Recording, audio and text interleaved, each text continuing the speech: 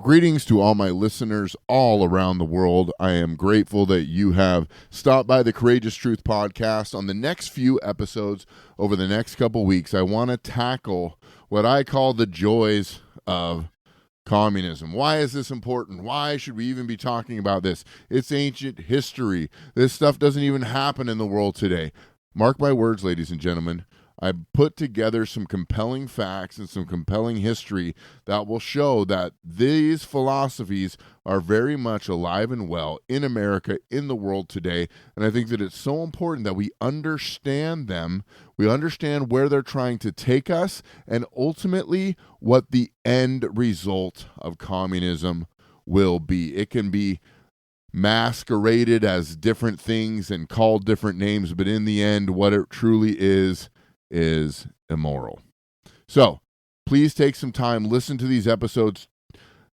Some of it can be a little bit tedious because I'm going to be speaking and sharing some ideas out of a book that was written 170 years ago. But I have to share it the way that it was written to understand the full historical effects of what these ideas truly teach. So thank you for being here. Thank you for continuing to listen. Make sure you subscribe, share this with your family and friends. Ladies and gentlemen, we are in the fight of our lives for freedom, for humanity, for our religious freedom, and for the right to be who God created us to be. So thank you for being here. Continue to take a courageous stand for the truth. Enjoy this episode. God bless you all.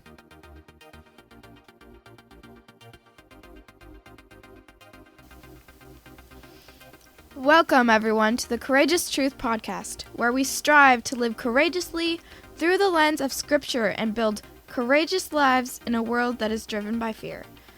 Your host is a proud parent, a proud pastor, a proud business owner, and a proud American. Tune in today for your dose of courageous truth. And now, your host, Eric Lundberg.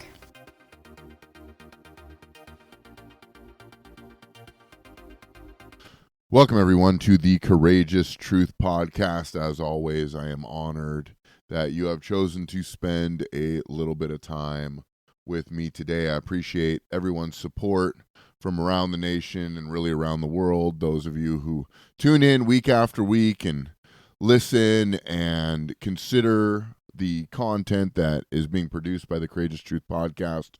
We really, really appreciate it. Hopefully and prayerfully, it is inspiring in your heart and in your spirit a courageous stand for what you know and you believe is true.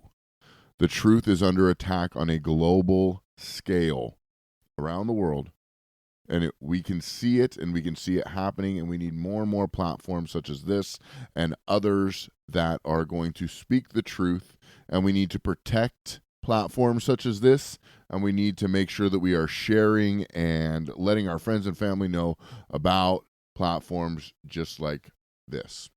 Today, I'm going to open up with a scripture out of one of my favorite books of the Bible, and that is the book of Colossians, chapter 3, verse 1 and 3. The Apostle Paul writes this: "If then you have been raised with Christ, seek the things that are above, where Christ is, seated at the right hand of God. Set your minds on things above, not on things on earth. For you have died, and your life is hidden with Christ in God." And this is a call to say, don't get distracted by the things on the earth. Don't set your heart and your hopes and your desires on things that are temporary. Set them on things that are eternal.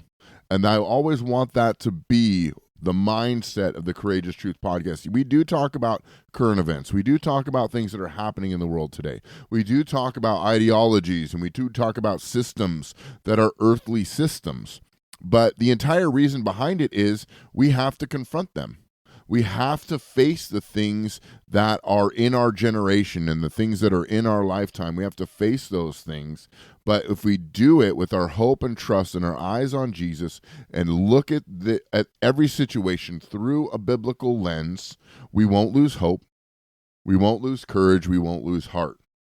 So, with that being said, I just always want that to be a reminder here at the Courageous Truth podcast. Today, as you may have seen on the tagline and title of this episode, Episode is called The Joys of Communism. And as funny as that sounds, I think that it's very important. Now we're seeing it more and more, especially in America. We're seeing it in Australia. We're seeing it in different places in Europe. We're seeing it all over the world, this rise of a totalitarian state, which does lead to a communist regime. And it's seductive, it's enticing, but we need to talk about what it is, where it comes from, and why is it seducing an entire generation to want to adhere to these types of societal systems. So, why do we discuss it? Why even bring it up? We heard about it in history. When you think of communism, you think of Soviet Russia, you think of gulags, you think of all these torturous things that happened back in the 80s, way on the other side of the world. If you're listening in Russia, most likely you have heard stories from your grandparents or your parents and have firsthand seen the effects that a communist state has on citizens. What we know is this: the bigger government gets, the smaller the citizen gets. That is a fact. Now, we have a moral obligation not to forget the victims of communism. We have all those people that lost their lives, that were murdered, that were executed, that were imprisoned, that were buried alive in communist states. We have a moral obligation not to forget them. That their deaths, although were just immoral and were evil and were untimely, that we have a responsibility to them to make sure that it's not repeated. Now, the best way to stop an evil is to face it, is to look at it, is to expose it, is to understand about it. Because listen, darkness always flees from the light. But if we don't shine a light on dark places that we see actually coming and rising up through the ranks of culture, if we don't expose them at the very beginning, then we are going to more and more see these things adapted, and then the battle will be a lot harder. And I think another thing that we got to remember too, especially when it comes to communism, that it is normal people that are being influenced by a small group of leaders to push these ideologies across.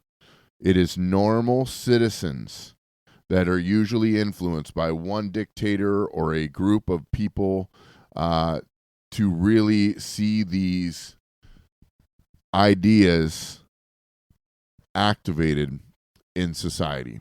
Now, where does communism come from? Let's start with this. I just got done reading a riveting book called The Communist Manifesto. Now, this Communist Manifesto was written in 1858 by two German philosophers, Karl Marx, we've heard a lot about him lately, and then Friedrich Engels. And they put together a manifesto as they looked at society and wanted to see more of a equal opportunity playing field for the people of the world. And like, you look at critical theory, you look at critical race theory, you look at anything that comes out of the ideas of Karl Marx and his band of philosophers, what you will always see is you will always see an oppressor and you will always see the oppressed. Now, we're going to talk about, in the communist ideas, we're going to talk about the oppressed and the oppressor as according to the working class. And when I get back from the break, we're going to break this down, we're going to get into it and really explain it, because I think it's going to really help a lot of people understand really what's going on. How are we seeing this in American society, European society raising its head again? We definitely see it in Australia. But how do we combat these things? How do we become aware so that we can be victorious and maintain our freedoms? Is really what it's all about. We are trying to maintain our freedoms as citizens. We want to keep our human rights. We want to keep our right to our livelihoods. We want to keep our rights to our religion. We want to keep our rights to our speech and our thought as human beings. So when I get back from the break, we're going to break that down. Stay tuned. I will be right back. And I am back. I'm going to go through and I'm just going to kind of break this down a little bit that I hope gives you kind of a bird's eye, very quick overview of where the ideas of the communist regime came from, where these philosophies came from, and hopefully break it down so that you can recognize it in your world, in your communities, within the leadership of your local places, if you are noticing these things. So, Karl Marx and Frederick Engels, they looked at the world as two classes of people as far as the communist society, the push toward a communist society goes. They looked at two different classes of people. They looked at we'll just call them employers, we'll call them business owners, we'll call them factory owners, we'll call them the higher class, those that provided the means of employment, and we will call them the bourgeoisie. That is what they were called. They were a powerful, oppressive force over the workforce, the average man, the peasant, and we will call them the proletariat. The idea was that the bourgeoisie created a society around their oppressive control of the means of production, of the means of the workforce, and thus exploited the workers to build their empire and to build their businesses. And the working man was now a slave to the bourgeoisie. That is the basis of the idea of where the idea for communism came into effect. Now, to basically summarize it, the idea of communism is to take the power away from the bourgeoisie and give all the power to the proletariats. Now, and I'm going to go through and I'm going to read a couple quotes from the Communist Manifesto. It is very painful to read. It's hard to read. It's over 170 years old, but I'm going to do my best to just read it as it was written by Marx and Engels to hopefully give you some context. Now, the whole communism thing, it's a massive, convoluted philosophy. And I would encourage you to go, and I read the Communist Manifesto, and then I listened to unbiased and biased commentaries on the pamphlet. It's really only 50 pages long. And I listened to both. I listened to both perspectives so that I could understand, really try to get a full understanding of really what is being written inside this pamphlet. So I'm going to do my best to throw some facts and throw some ideas at you and to really get a full, there's no way to do it in one episode or a series of episodes. So like I said before, go back and read that on your own. But the ideas of communism is, like I said before, to give power to the proletariat. Now, the proletariat doesn't have really have any power. So the government, what would happen is, according to this philosophy, is the proletariat would become a political class in and of itself. And that political class would then, it's almost like this is just this horrible, like prophetic book of what they hope would happen. But anyway, I digress. So the idea is the proletariat would become a political class in and of itself. They would elect or select their own leaders to represent them. And when we use that term represent loosely, in other words, the people that they select to be their leaders would then become the controllers and ultimate authority on wages, on communication, on transportation, everything that the proletariat would have the freedom to do would be taken away and put in the hands of the leadership of that political class to make sure that they weren't oppressed by the bourgeoisie.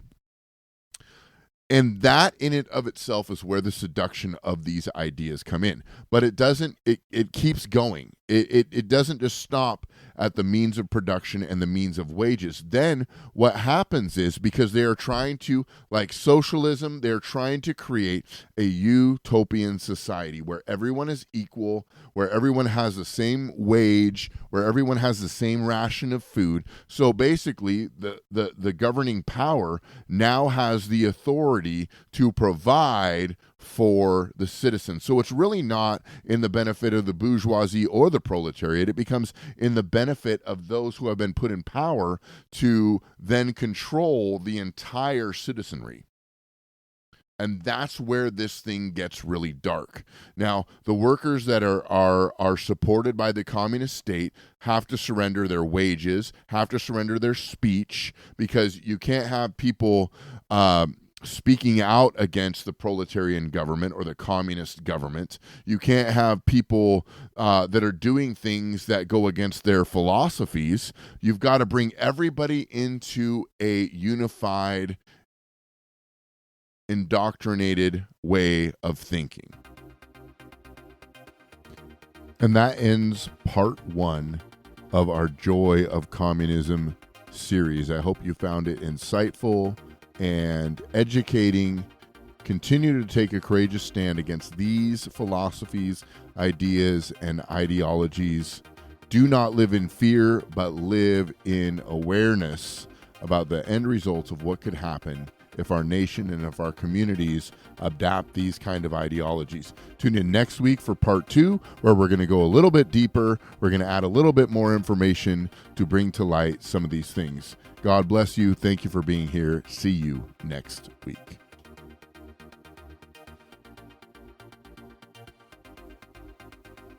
Thank you for tuning in to the Courageous Truth podcast. We live in a world that is in desperate need of courage and in desperate need of truth. Our prayer is that this podcast will equip and inspire you to live courageously for your family, your community, your God, and for your country. Be courageous in your stand for truth in a world that is completely abandoned. See you next time right here at the Courageous Truth podcast. Remember, truth requires courage.